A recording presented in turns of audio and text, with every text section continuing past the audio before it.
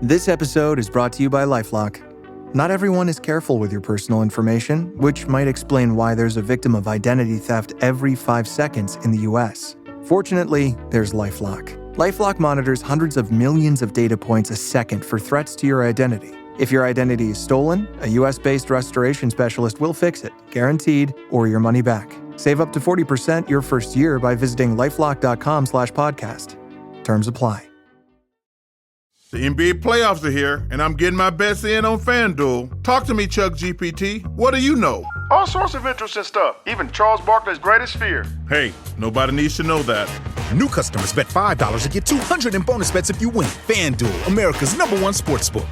21 plus and present in Virginia. Must be first online real money wager. $5 deposit required. Bonus issued as non-withdrawable bonus bets that expire 7 days after receipt. Restrictions apply. See full terms at FanDuel.com/sportsbook. Gambling problem? Call 1-800-GAMBLER. Acura's all-new ADX, a compact SUV that isn't just built for one thing. It's precision crafted for everything. To escape the grind with available all-wheel drive. To go with your flow with available Google built-in. Hey Google, turn it up. Okay, turning up the volume. And crafted to be heard with an available Bang & Olufsen premium sound system. The all-new Acura ADX, crafted to match your energy. Acura, precision crafted performance. Take your vibes and go, go, go, go. Google is a trademark of Google LLC.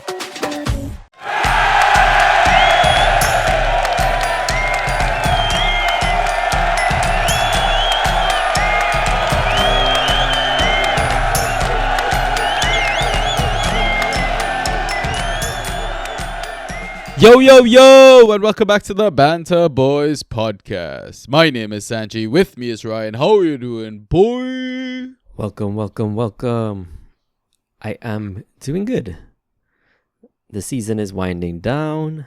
I am winding down with the season. Forgetting waivers is normal. Yeah. Yeah. I'm good, man. How are you? I'm okay. Today was the first day of the entire season, like a Tuesday, I guess, to timestamp it when we're recording, that I haven't had to place waivers, and it felt weird. Oh, man. None at all. No, because... I guess it's the first Tuesday. Thursday is DPL. Yeah. Friday. Yeah, Thursdays is DPL, Wednesdays is Super, Friday is like the reserve day for leagues, basically, right?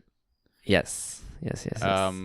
I mean, I guess spoiler, it's because I'm out the IGL Championship Challenge or whatever the fuck it is.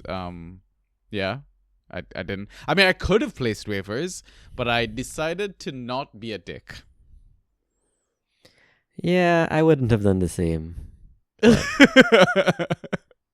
I mean, I'm saying that, and I'm in it still. Yeah. I did message you, and I was like, hey, don't forget waivers, and you forgot waivers. I did. I sadly did. Yet somehow you've survived the drop, survived the cut. That I did. And by benching 60 points. Jeez. I can't wait to unpack that stuff. 36 game weeks down, two to go. Apparently tonight was the first I guess promotion playoff final got, I guess, nailed. Or I guess the team has made the finals for the playoffs. Sunderland beat Coventry in the second leg. They scored a goal in like the 123rd minute to get through. Wow. Yeah. Why is like those promotion games always dramatic? I know, right? That's just football, man. And I think the other side of it is Sheffield United, or should be, if it's not already confirmed. So the final, I'm assuming, is already Sheffield United and Sunderland. Right. Okay. I'll take your word for it, but do you care about this at all, or do you only care when we actually know who's coming up?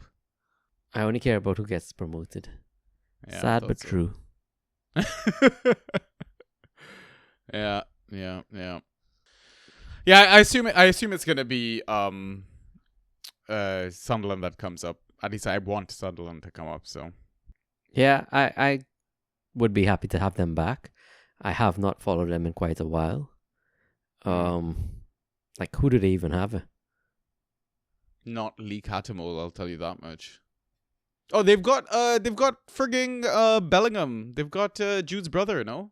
Job. Yeah. They have Job. It's true. First pick next season, if he makes it. Oh, this man's name is great. Enzo Lefebvre. Oh, that's a great Enzo name. Lefebvre. Yeah. But Bellingham, first pick next season, right? Pure name grab. Could do. Yeah. I saw Ballard just being talked up in Dino League chat. Yeah, and he was the guy that scored the winner, or I guess the winning goal or whatever for Sunderland. Yep. Yeah. Anything else you want to chat? I feel like we should just get down to business. This has been a very boring intro. It really has. Oh, Chris Meffam. They still have Meffam? Wait. I say still. Who do you... Bournemouth? Oh, yeah, he's the Bournemouth dude, right? He was at loan at Bournemouth. Yeah. He was on loan. Okay. Cool. All right, I'm going to do social plugs because this is not going anywhere. Guys, welcome back to the Banter Boys podcast. We are a default Fantrax pod. You've caught us on our free regular episode, and when I mean free is because we have extra content that we host on our Patreon, and you can access that for the low price of just $1 a month. You're more than welcome to donate more if you think we deserve it, etc. But yeah, this is, I guess, the final month for all the Patreon content, and then we'll like turn off subscriptions and all that sort of stuff for the summer, and then start it back once preseason kind of kicks off, because that's where we're gonna be hosting our Inside Track series, etc. But in terms of the free episodes, like tonight's episode, it's basically just the game week to game week episode that we kind of review the game week. So a typical format for these episodes is that we have two halves. In the first half, we do a bit of a data dump. And then after that, we do league updates. So we kind of catch up in our league, see how we're doing there, any moves we need to make, etc. as we're into the playoff stage of our seasons. And then we take our halftime pint, and then after the break, we answer questions that we get from our lovely Discord community. And you're more than welcome to be a part of that community. It's for free. All you got to do, DM me for a link, and I will send you that. And yeah, come be a part of the great banter family, I want to say. But other than that, what I'll get Ross to do is quick social plug. So Ross, please do that right here. Yeah, for sure. So you can message us on Twitter and Instagram. Our handles at BanterB. On Discord in the Draft PL channel, Banter Boys #6585. On Reddit, /Banter_boys. You can listen to us on Spotify, Apple Podcasts, Google Podcasts, SoundCloud, and YouTube, all under the name of Banter Boys. Okay, so hopefully you've listened to Ross. If you're listening to us on Spotify, if you don't mind going to our main page, giving us a 5-star rating, we truly appreciate it. I think we're 4 or 5 away from hitting that 100 mark. Please, if you don't mind, if you haven't already done it, give us a rating. And if you have already used somebody else's phone, ask a friend to do it as well. Shameless plug, you know. And same thing for YouTube. If you're not followed or subscribed, please do so. If you have already done that, then hit the thumbs up button, which is the like button for the video. We truly appreciate it. Or leave us a comment. You know, we read them all and kind of show them to our team and their etc. Okay, that should be all the boring social plugs. So I think what we'll do is jump straight into it. So we'll kick things off with our data dump. Ay. Fantasy with the Banta Boys. Okay, so starting with our data dump, game week 36 flashback, basically. We're going to start with key passes as always. The highest number recorded was 5 by Diallo, and then 4 key passes by Bruno Fernandes, KDB, and Saka. Thoughts, Ryan? Some quality players in that 4 category. Amad Diallo, though, the best quality of them all. Man, next season, the draft. Where are you picking him? Where are you looking at him? Because he's going to go first round. You know it. He has to be a late first rounder. Like, yeah. Would you maybe take him even before mid. Foden? Oh, yeah. I asked you this last time, and you were very much what? So you take Diallo before Foden, but you wouldn't take Enzo Fernandez before Foden. That is true. Wow. Would you take Diallo before Anthony Gordon? Yes. Would you take Foden before Marmoush? Sorry, would you take Diallo before Marmoush? Yes. Ooh, very nice. Diallo's starting to sound like a 7th, 8th sort of pick. That's where I'm looking. Yeah. Yeah. Would you go Cunha or Diallo? Ooh, Cunha. Yeah. That felt a bit more obvious, I think. Would you go Watkins or Diallo? Oh, that's hard. Tielemans over all, yo. But I mean, Diallo being on this list comes as no surprise. What comes as a surprise is how quickly he came back from an injury that was apparently supposed to rule him out for the rest of the season, and he looks like he came back, back to business, just regular churning out points. Yep. He didn't play the full game, did he? Diallo, I don't think so. So there was more damage to be done.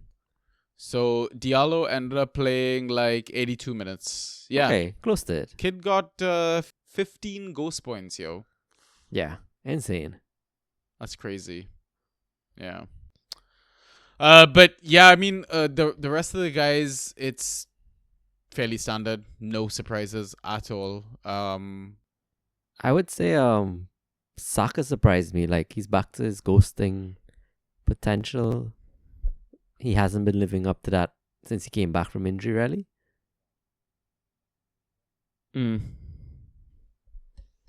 So I actually benched him. He missed some. You benched him, but it's because it was the final game of the game week, right? There was no guarantee that he was gonna start either. Yeah, that too.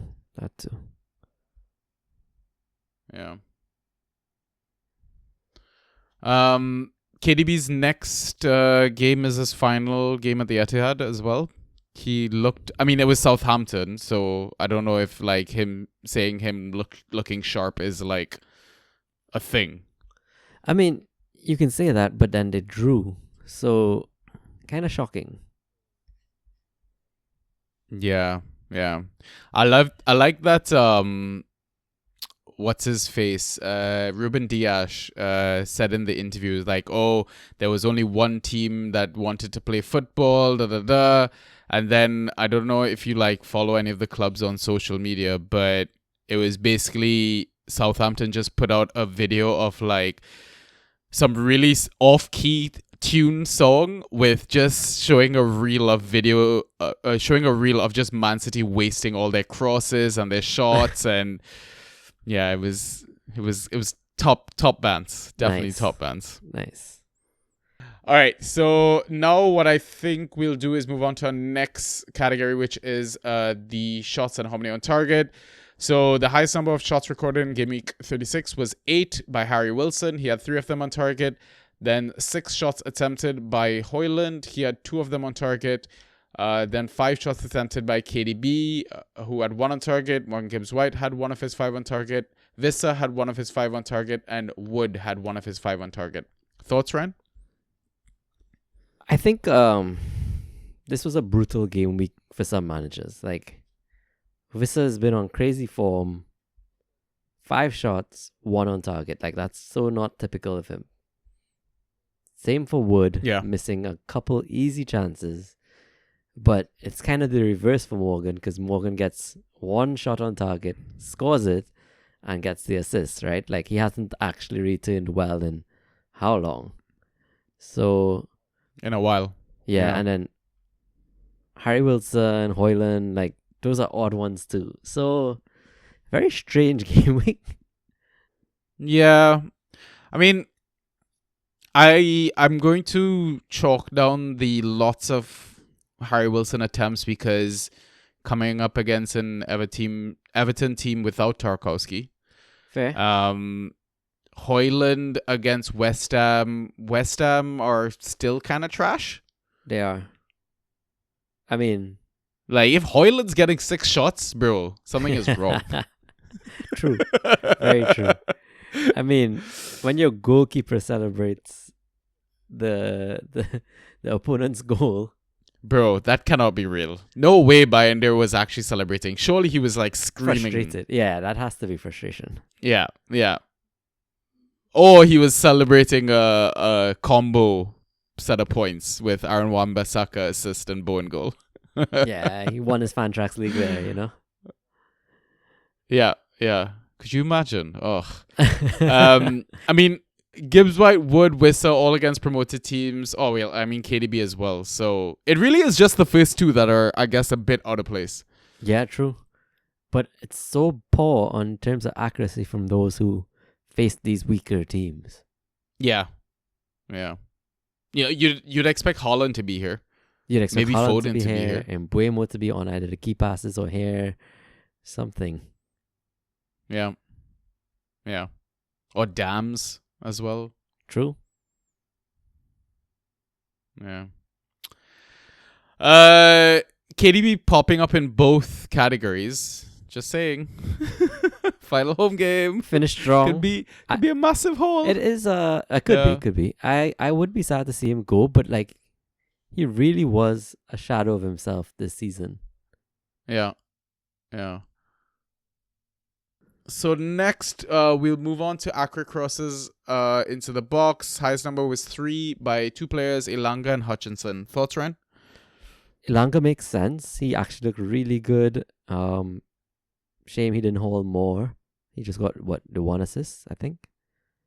But Hutchinson, that's surprising. Yeah.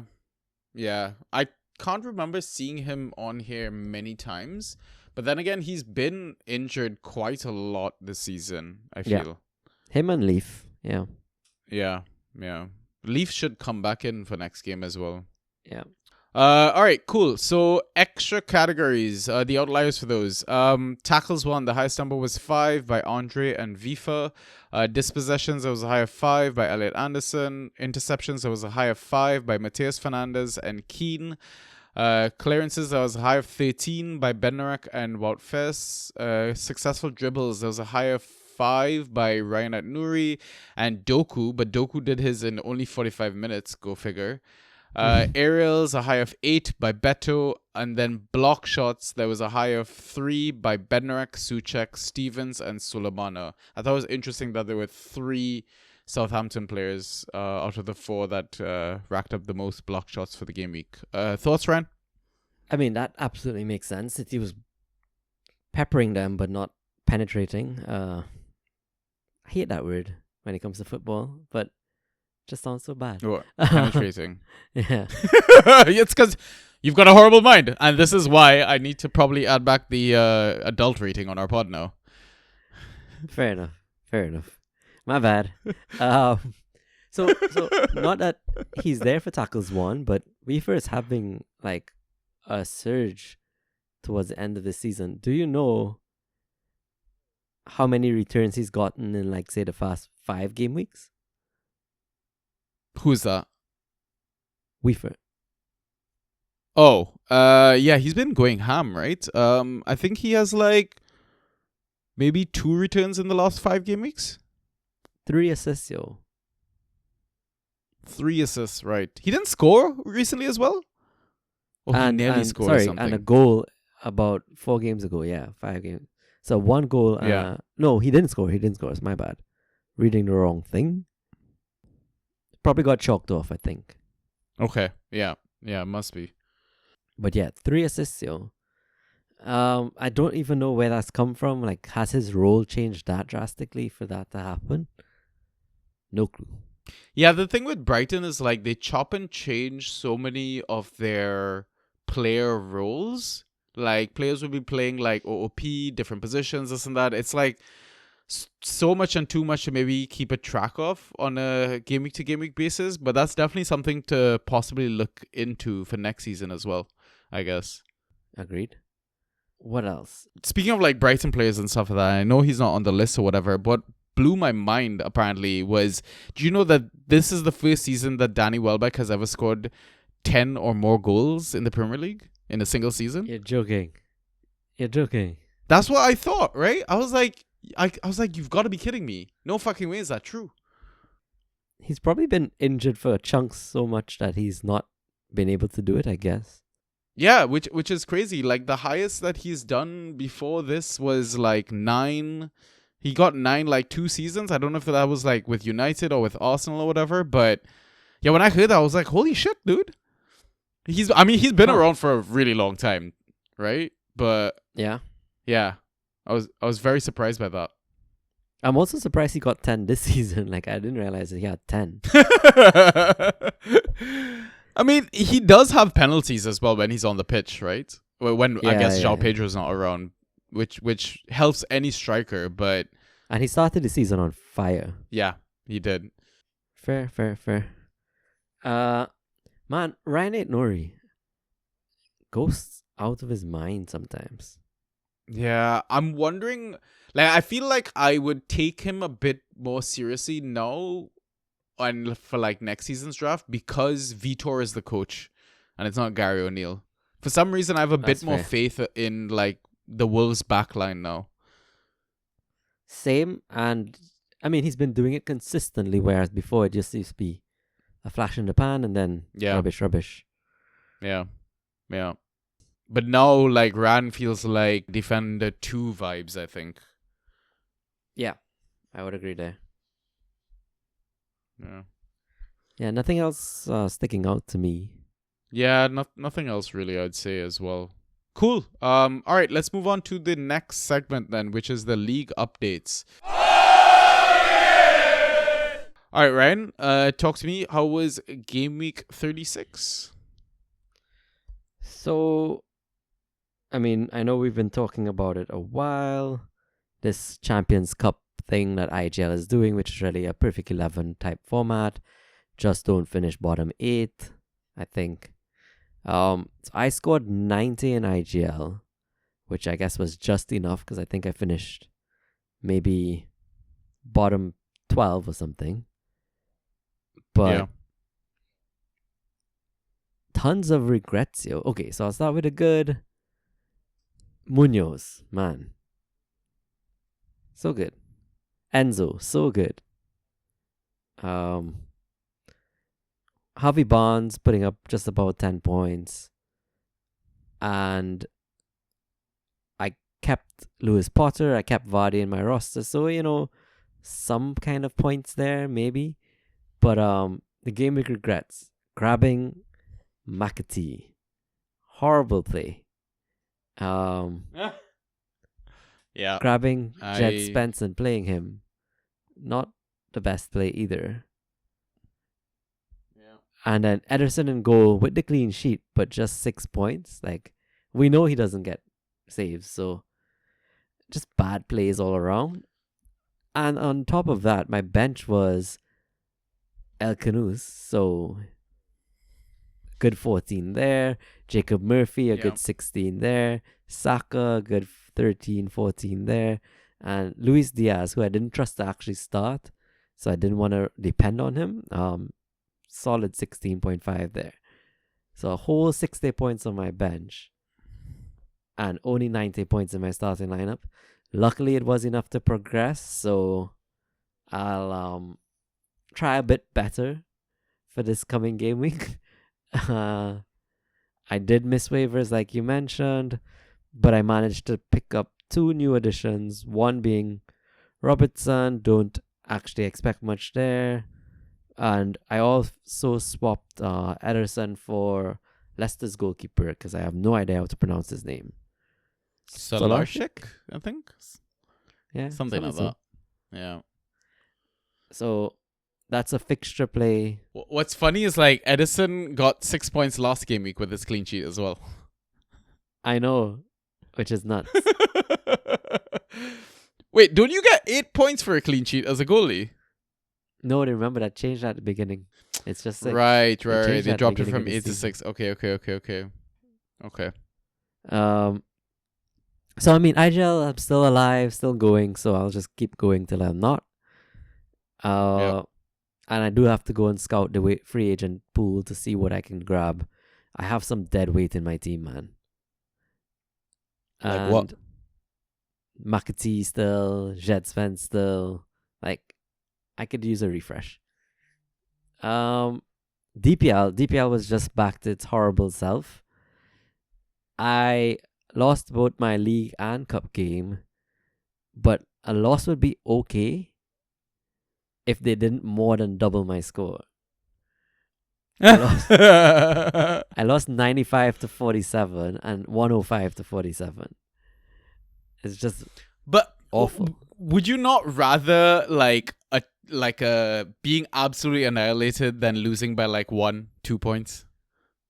Fair. The game week good here, Enzo Fernandez and Emil Smith-Rowe. That's it. Game week regrets. Oh, you streamed DSR this game week. I streamed DSR. Nice one. Regrets. I picked up Giddish. I know we discussed it. I did not have expectations, but it was a more like a hopeful thing. Backfired massively. Kind of expected. McAtee also a bad play, but some of my defenders, I forget who, like Trippier, just like the miss, right? There was possibility. Yeah. But I kind of wasn't on the ball, so I ended up having to start Luke Shaw. Solid 0-pointer. Well, 0.25. Well done. I know, right? And at that point, I was just like, it's going into the final game. I've lost. I'm not even going to try, so I just played Tsimikas off the bench. Who never came on. Yeah, it was bad. Wow. I really hope people don't come to this pod for advice, because those were some atrocious decisions. Horrible. But it also didn't help that like the likes of Evan Nielsen scored very low. Damsgaard, Nico Williams, they all scored pretty low. Yeah. Could have been worse. You could have had Nico Jackson. They could have, definitely. Oh, and I benched Miko here. Like, that goal was annoying. Also, did you actually just see the goal? Like, the highlights? It shouldn't even have been a goal. Like, I'm pretty sure it was off target. I know. It was massively deflected. Like, big deflection. Crazy. Yeah. And, I mean, the roster does look good for next game week, but at this point in the season, no real care. Out of the cup and still hovering probably 6th, 7th, 8th, wherever I am in the league. 8th. Nailed it. So are you just gonna just fuck around until the rest of the season? And because literally you're not playing for anything now. Pretty much. Yeah. You know what? Let me set myself a goal. Oh man, Nauru's 3rd. I was gonna say I have a goal of beating Nauru, but he's 3rd. Is there anyone in that league that you notice that you can like set a goal to beat? Not really. Why bother then? Just forget about it. Yeah, just out of sight, out of mind. Headache, right? Yeah, exactly. Yeah, it's with IGL as well. It doesn't matter for me. I don't want to gift people wins. That's it, right? Like I don't want to be that guy. Right. I mean, with pickups like Guedes, Shaw, McAtee, I am that guy. You're basically doing that with effort. You are that guy. That's all the rubbish talk I need to talk. So my updates, we'll start with IGL. So I'm out of the Champions Challenge. I missed it by 5.75 points. Nico Jackson got -6. Go fucking figure. So I scored 80 points in the end. Yeah, it was frustrating as hell. Man, like Mo Salah as well. Like I need to like really think about when Mo hits his like actual poor form, like do I actually just try and trade him out? Because my God, it has been painful to own Mo Salah in the final third of the season, I want to say. Yeah, that was horrific. Change in like formula. Signed that contract and... Yeah, and then stopped. Like, I heard in that game that 10 Liverpool players had shots. Mo was not one of them. He didn't have a single shot that game against Arsenal, apparently. That's pretty crazy, actually. Yeah, absolutely mental. But other than that, like the standout performers, Coyote, I gave him a shout on multiple waiver platforms, articles, all that sort of jazz. I'm glad people listened. He absolutely popped off. Chris Richards, back to business. Good ghost point game from him. He also kept the clean sheet. Bowen, as always, in the goals. That's all he does. He doesn't ghost all the time or rarely ever ghost, but he gets points, he scores, he gets assists. Like, man, I absolutely love that guy. And Iwobi as well had a great ghost point game. In terms of regrets, not playing either James Ward-Prowse or Kilman. I think both of them got 14.5 points each. Like, I should have, after we saw that Murillo was missing from the lineups, I should have just benched Aino. And also seeing Sessegnon actually play in defense versus an attack, I should have benched him there as well. I think the Nico Jackson red card is unlucky for any manager. Like, you can't control shit like that. But the other things, like, I felt like I should have made better decisions. But yeah, it is what it is. In terms of waiver pickups, doesn't matter. I'm not going to waiver. Season's done. I'm just going to let people try and get whatever finishes they want. I don't give a shit. I got first place. Who cares?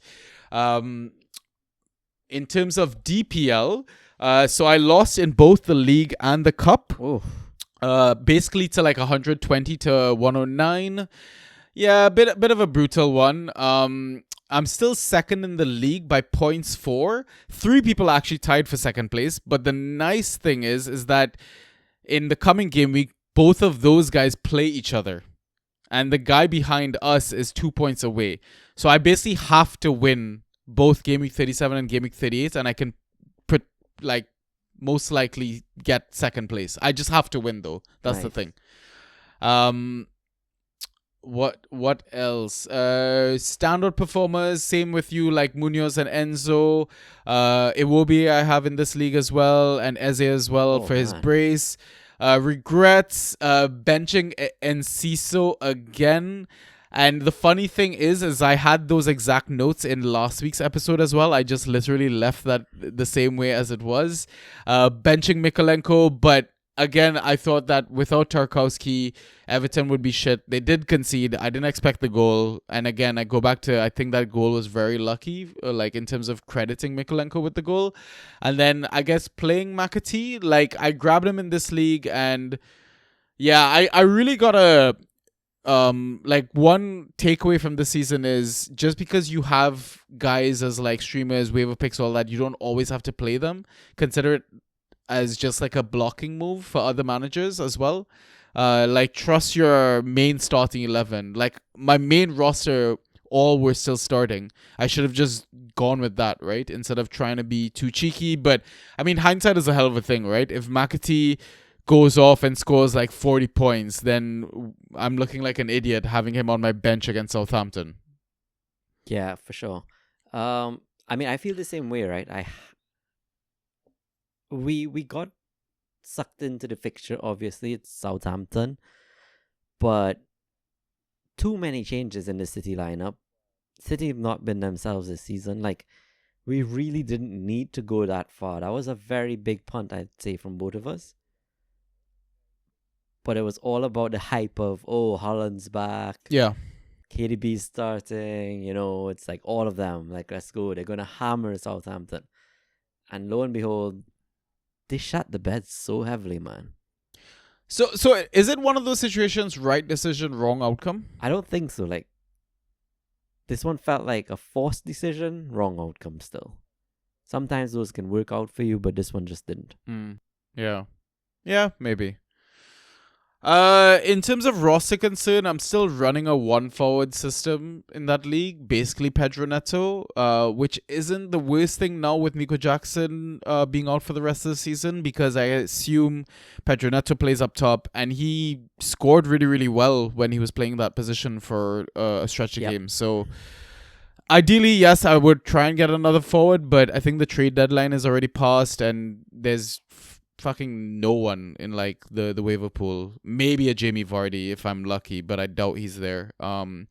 But yeah, I'm probably gonna have to roll out a 4-5-1 again. Not enthusiastic about it, but let's see. I'm gonna have to see, who my opponent has that game week. Maybe try and clean sheet match. That's another mistake or regret that I have from this game week, is that I didn't clean sheet match the Man City defense, for example. Like, Ruben Diaz went off with 16.5, and Akanji was free in a lot of my leagues. I could have gone there. He ended on 13, but yeah, I don't know. I had a bit of fear, I guess. Like, I was trusting my Aina versus Leicester. That's an easy clean sheet sort of vibe. Like, I did that with Felipe, just picking him up, but I also ran Nico Williams, thinking, clean sheet guaranteed. I don't need to block like a Palace defender. There's no way they're gonna go off, and most of them scored pretty well. So yeah. I mean, Murillo is a massive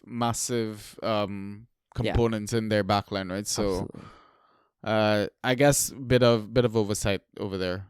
But yeah, those are basically my updates. No waiver results because they play on Thursday, like we mentioned.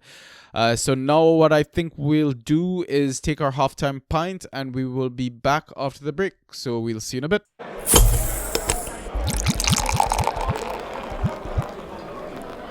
And we are back. I assume we're gonna have 2 more episodes for the rest of the season? Game week 38 preview, and then I guess final season recap episode? That's probably what I was thinking too. Yeah. I say probably because I wasn't actually thinking about it, but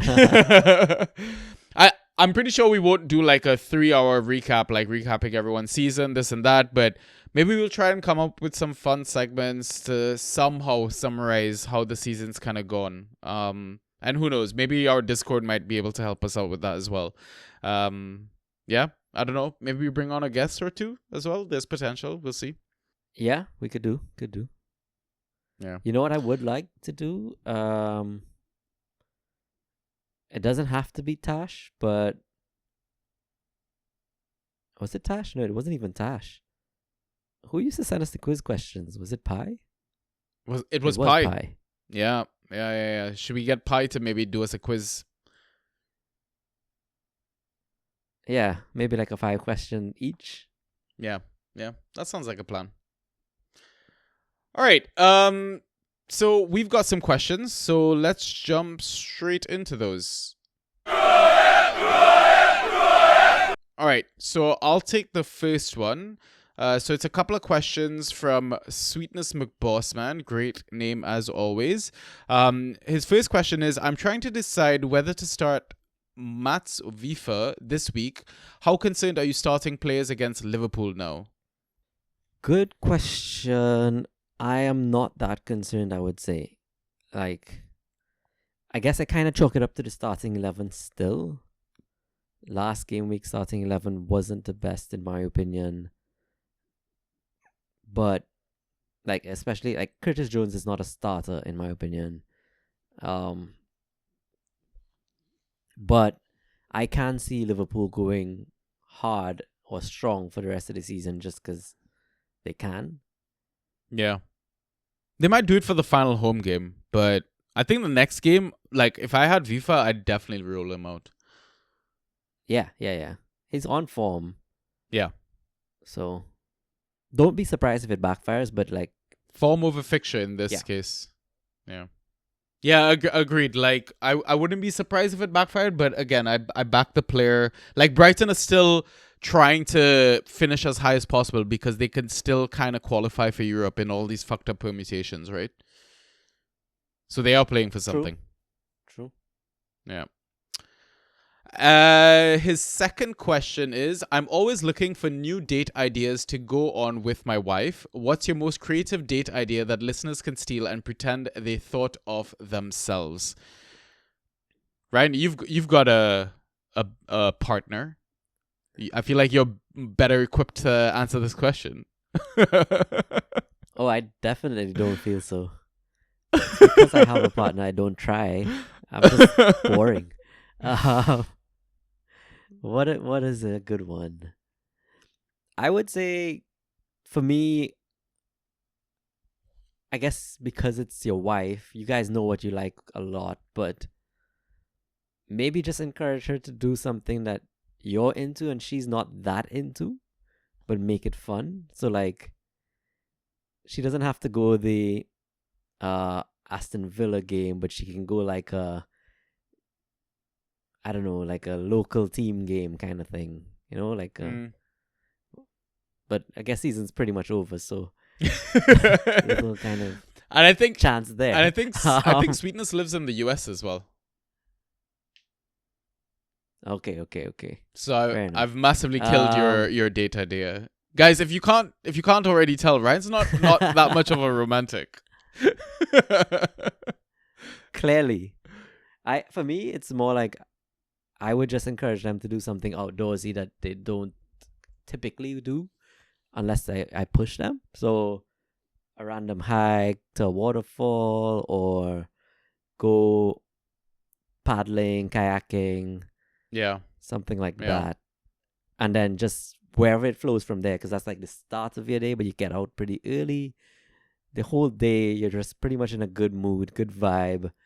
And food is going to flow after. And it's like you don't pre-plan the food. It's just wherever it takes you. Play it by ear kind of thing. And then the rest of the day is usually a great day. Yeah. Yeah. I definitely would throw a bit of randomness into the decision making. Be it like, I don't know, each person come up with 2 options each or something like that for like, be it food or a place to have a drink or something like that. Like, you know, you can easily download apps and stuff to like randomize selections, this and that. Or even like, you know, ask the local bar person, you know, pick a card sort of thing. And whatever card they pick, you go with that decision, right? And maybe do things that, you know, you really, really enjoyed in your childhood and try to maybe relive some of those things a bit. Like, I don't know, if one of you was like really into like painting or something like that, go do like a random a paint by numbers class or something like that. What else is there? Coming up with like, well, I don't know how much effort this requires. But coming up with like a scavenger hunt sort of thing, I guess. I don't know, but I guess one person would kind of have to plan all of that as well, right? But have like different elements to it. I don't know. Something related to maybe all 5 senses as well. So something food related, obviously, something like scent related, something touch related. I don't know. Yeah. Again, I mean, you're asking somebody who's not romantic and somebody who's like single as hell. So we're both fairly out of touch.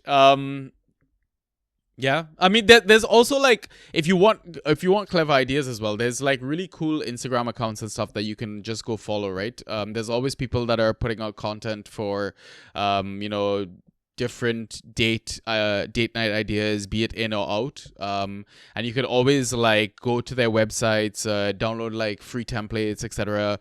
I feel like I'm basically plugging, but one of them is called a Twist of Date. A friend of mine showed me their account or whatever, but yeah, I'd say go check that out. Maybe it'll spark some ideas as well. And then you might have dates for all of summer until you're ready to draft for next season. Good stuff. I wonder if there's some final one before we leave this. I wonder if there's like some kind of fun date way that, based on the outcome of the date, it decides your like draft strategy or something like that. We should do that as a forfeit in like most leagues. Like get your partner to decide who you draft. Oh, I meant more like we give the person a penalty at the end of the season if they finish last, and then how they perform in the penalty kind of dictates their draft pattern. Yeah. Like, wait, pattern as in when they pick? How they pick? Kinda. Where they pick at the very least. Right. Interesting. We're gonna need to discuss this idea a bit more, I think.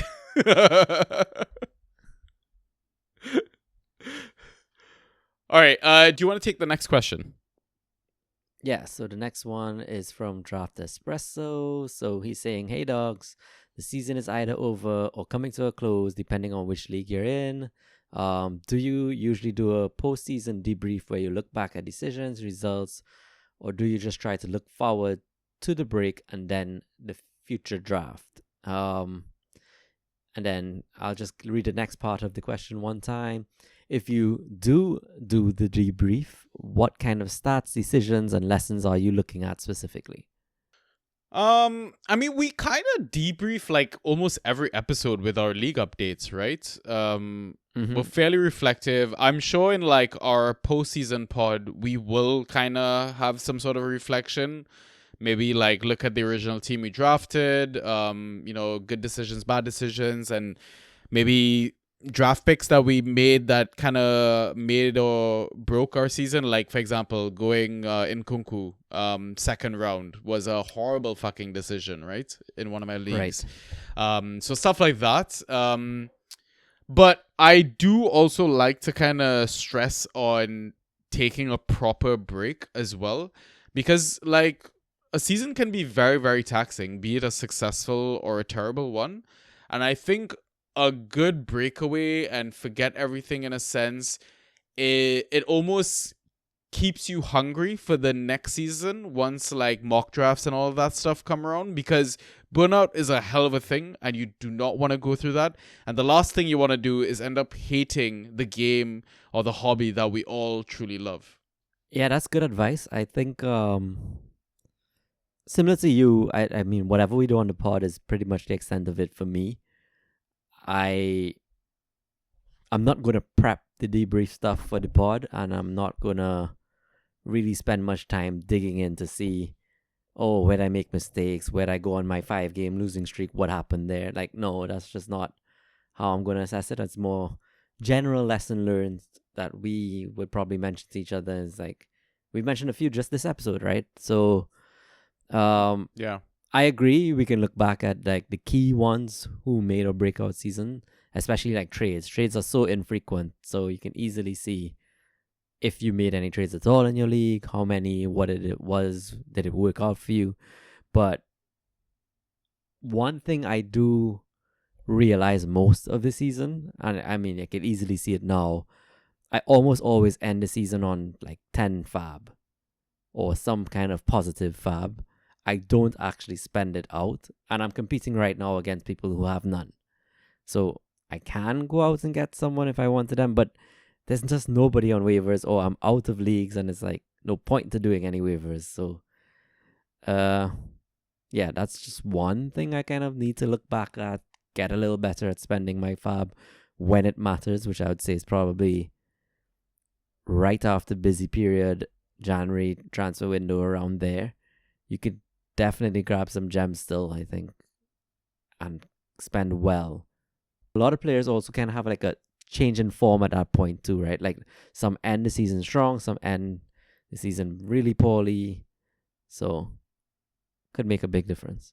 It's funny, we had very opposite spending habits this season. Like, you held on to your money too long that it didn't matter. I spent all of mine on James Ward-Prowse and that didn't matter. I think that's definitely a takeaway, is like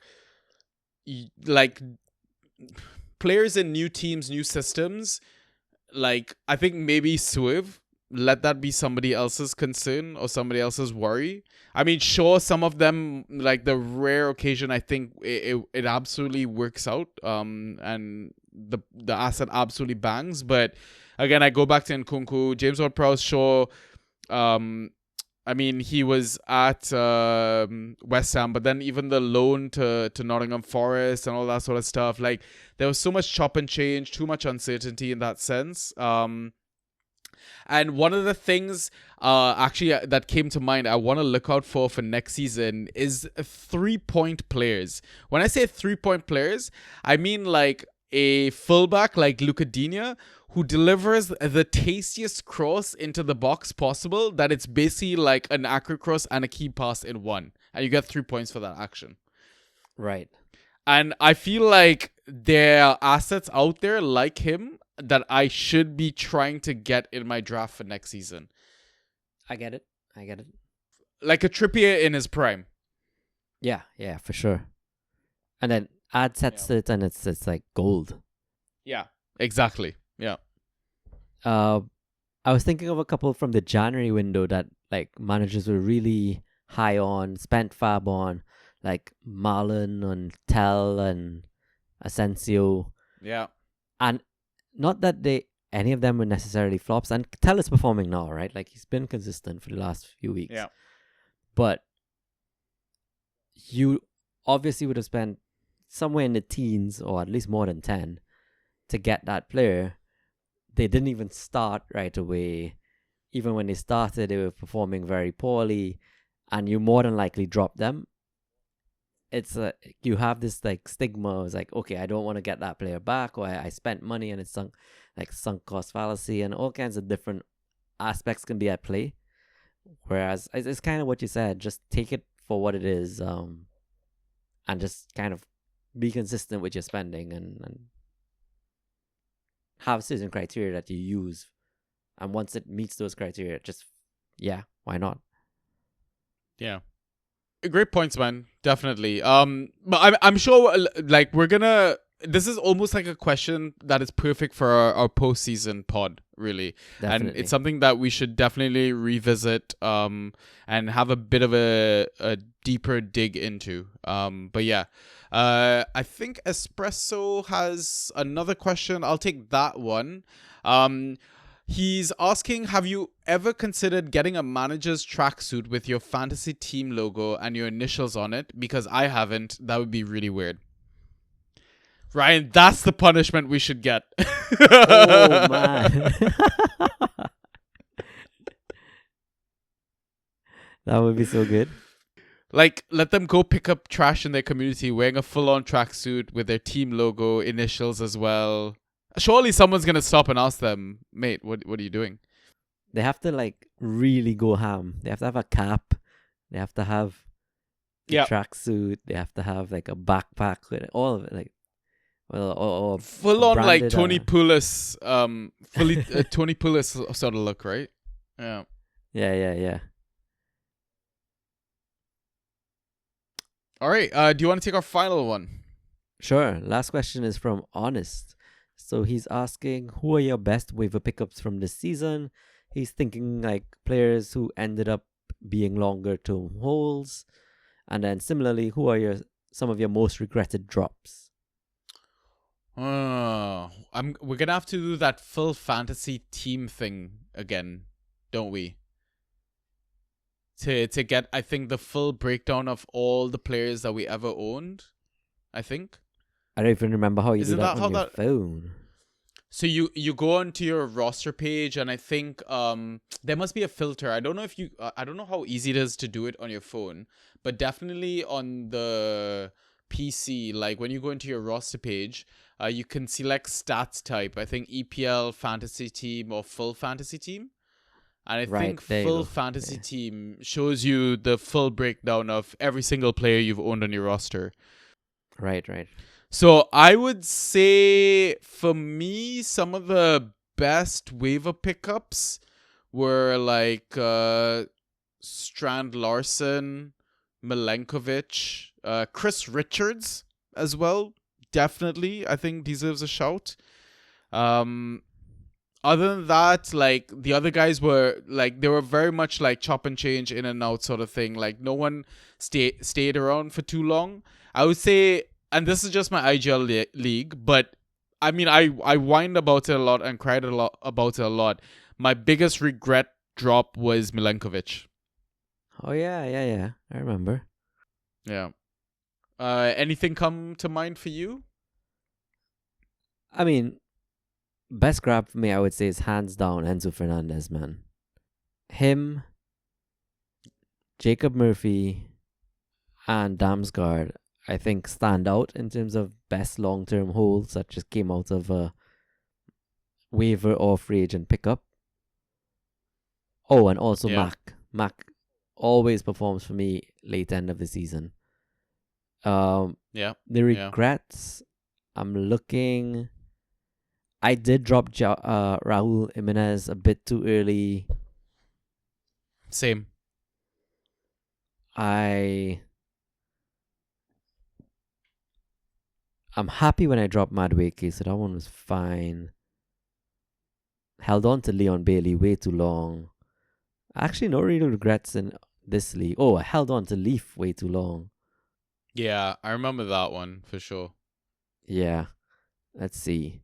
That was IGL though, and that's probably where I performed best.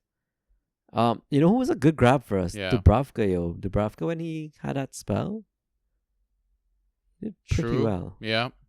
While Pope was out, yeah. Apparently, I saw in my IGL, I think at one point I had Flecken. When the fuck did that happen? What?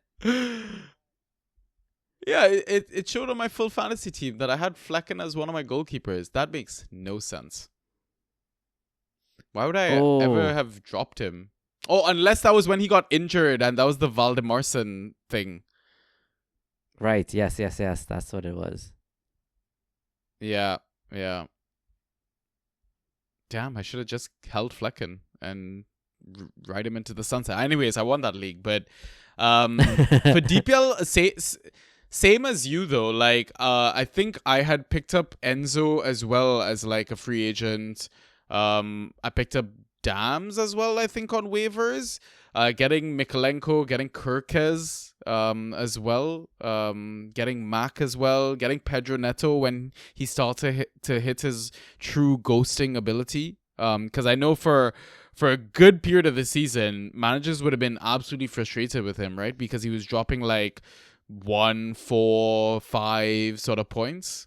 And I'd say maybe biggest regret, but I wanted to drop him all fucking season was Garnacho, because as soon as I dropped him, he just started scoring points. Yeah, that one was a hard one because he had the potential, right? Yeah, he always did. We know he does. Like, it wouldn't surprise me if by like end of the season, maybe not like of all players in the league, but definitely at Manchester United, I feel like he would have missed the most big chances. Probably. Quite possibly. Any other ones for you? Looking at DPL, it's very similar to my IGL. The ones that I got right, I made sure to get it right in both leagues. So the likes of Dubravka, the likes of Damsgaard, Enzo, those worked out pretty well. Mikolenko, like you said too, and Raul at some point in his spell. But the ones who did not work out really just did not work out. Leaf is also here. He didn't work out. Saliba, I mean, he performed fairly okay. 7.8 points per game for me. But there's a lot of clean sheets there, right? Yeah. Yeah. I feel like I lost my patience with Martinelli and his injury, but probably could have holded. Yeah. Not much else though. Oh, Soboslai, I traded out Sobo, and he kept keeping on. But yeah, nothing else. So I did check the big chances table. Like total, he sits 10th. Or he's tied 11th or something like that, I think. Okay. But for Manchester United players, he's first. Yeah. 14 big chances missed. Lovely. Just what you want. Yeah. Crazy. Yeah. Fucking hate that guy. And somehow I'm sure I'm going to end up drafting him next season as well. Quite likely. You know who I missed the most from the season was Fatau. Yo. Yeah. Hopefully he comes back from his injury strong and somehow finds his way back in the Premier League. I would love to roster him, even in Dynasty as well. If he goes to like a big club or something like that. Do you think he will though? No. Like, that injury really shafted his season. Yeah, and it's Leicester a on a tough whole. injury to come back from, right? Yeah, like Marv was now showing some kind of form and got injured. Leicester really had it unfortunate, man. Yeah, they did. Yep. Yeah. Anyways, those are the questions, and that is the pod. All right. This was one of our worst episodes yet, I must say. Yeah, definitely. Weird vibe. Yeah, the connection's been kind of shit as well, so I don't think we've been catching each other cleanly, and I've been having like power issues as well while we've been recording, so massive distraction. But we got there to the end as well. Do you have any final words before we sign off? It's the penultimate season pod, I guess. I mean, obviously we have postseason pod, but in terms of regular content stuff. If you haven't won your league, go win your league. Yeah. Where was this at the start of the pod? This is great advice.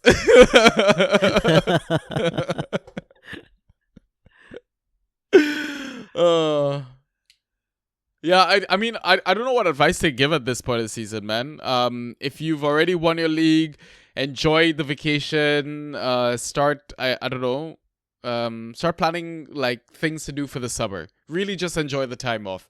If you're still playing for stuff in your league, I don't know, spin a wheel. Good luck. Don't ask us. We don't know what the fuck we're doing. No, I'm kidding. Come join the Discord would be my answer. You'll get lots of opinions from people that have already sealed league titles for this season as well. So there's a lot of experience in our Discord, and best place to kind of just get feedback, I think. But other than that, just try to watch as much football as possible as well. Try to catch the championship playoff final as well, maybe to get a clue as to who's coming up alongside Leeds and who am I blanking on? Who's the other team that came up with them? You don't know this. Geez. Why am I asking you? They're good. They're there. They usually come up. Are they? Leeds and Burnley, bro. There you go. Right, they usually come up. Yeah, they do. But yeah, as always, we just reiterate what Ross says. Just have fun. Absolutely. Just a couple more game weeks, man, and then we're done.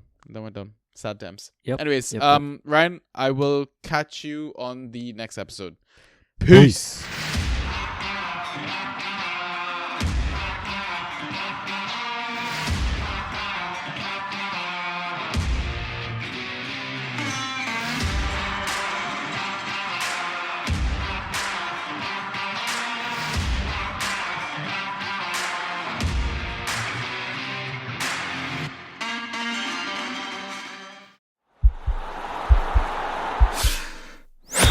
This podcast is part of the Sports Social Podcast Network.